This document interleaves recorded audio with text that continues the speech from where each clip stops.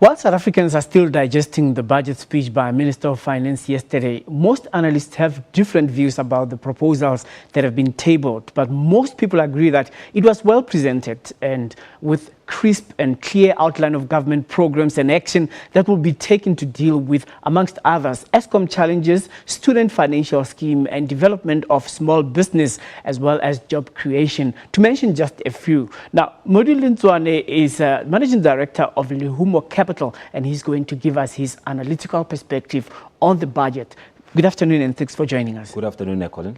What a coincidence. The minister presents his speech, announces interventions, for example, on Eskom, and then, boom, load shedding announced by Eskom. Are you happy with the interventions that have been announced?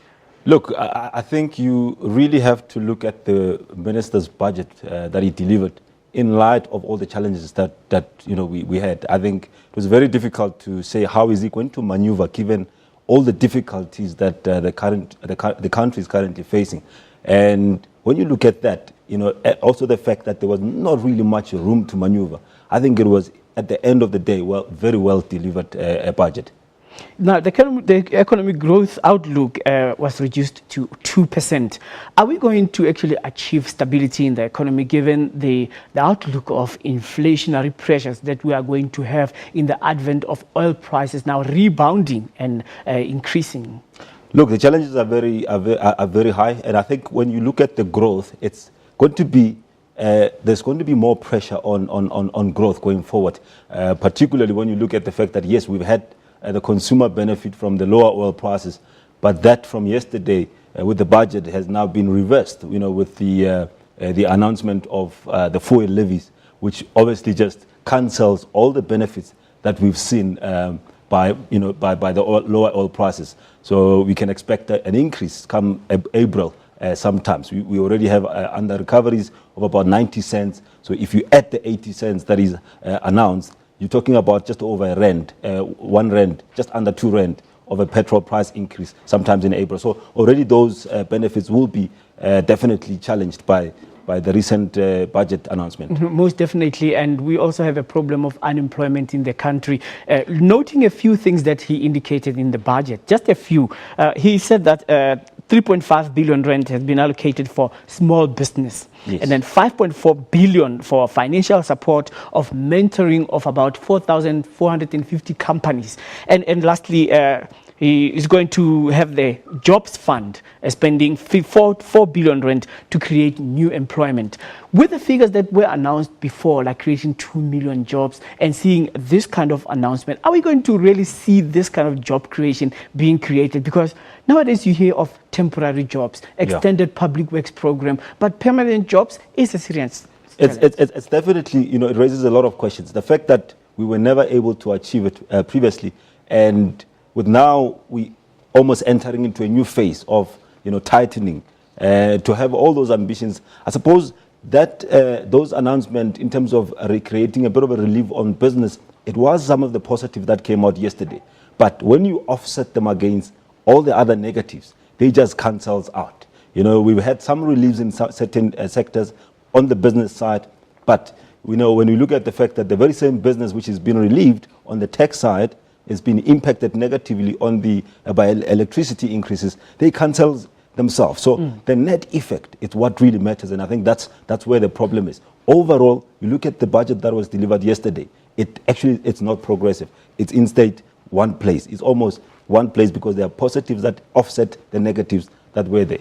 Remember in our preview of the budget speech 2 days ago, we were talking about stimulation of the economy and creating jobs in the local market. But the problem is there's so much competition with cheap imported goods in South Africa. And our textile industry and other manufacturing industries are faced with competition and not doing well, and thus people lose jobs. Yeah. And then you said that we cannot adopt a protectionist approach. Yeah. Then what are we going to do? No, 100%. I think if I was actually this morning just talking about whether or not, in particular, especially the taxes that are being charged, the sin taxes in particular.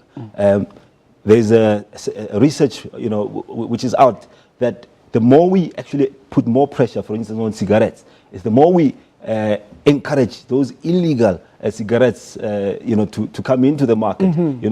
whoever the smokers will go and seek alternatives, which is the cheap cigarettes that are available on the market. And I think that's where, with the sin taxes, as we continuing to increase it, I think they get to a point where they become a bit regressive instead of progressive. All right. In layman terms, we have cheap imported goods coming here in South Africa, and when you go to many outlets, for example, you go to Plaza, which is mainly an Indian business setup, and then you go to China Mall, where many South Africans buy these cheaper goods because they benefit from them.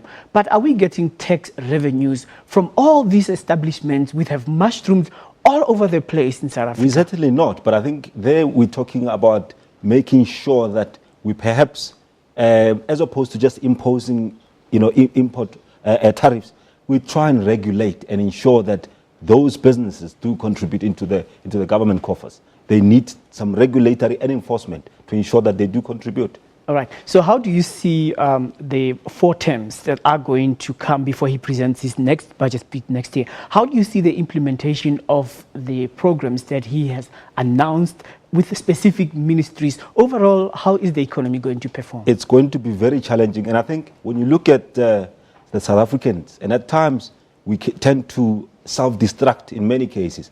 I think when you look at the budget that was presented yesterday, and this is just the beginning, remember, of tough times ahead, I'm expecting a lot of resistance, particularly from the unions. I'm expecting a lot of resistance because once the people start understanding exactly the type of budget that was delivered, I think it takes people some time to actually get to understand it, and until they actually get to feel it in their pockets, then you'll see a lot of people protest actions, laborers asking for more increases. You look at the public sector, which contributes, just the budget yesterday, the wage bill for public sector amounts to about 40% of that bill already. And you've got the unions already still asking for 15% increases. I think there's a miscommunication either in terms of the education of educating the actual general public to understand exactly what is it that they're in for. So I think it presents big challenges going forward. It's a matter of, are they able to then sell it down to the men on the street to understand what is happening in this country. A nicely presented budget speech. Are you going to see results? We'll see that next time. Indeed. All right. I'm speaking to Maudi Lentswane, who is the Managing Director of Lihumo Capital, giving us his perspective on the budget speech right here on PM News.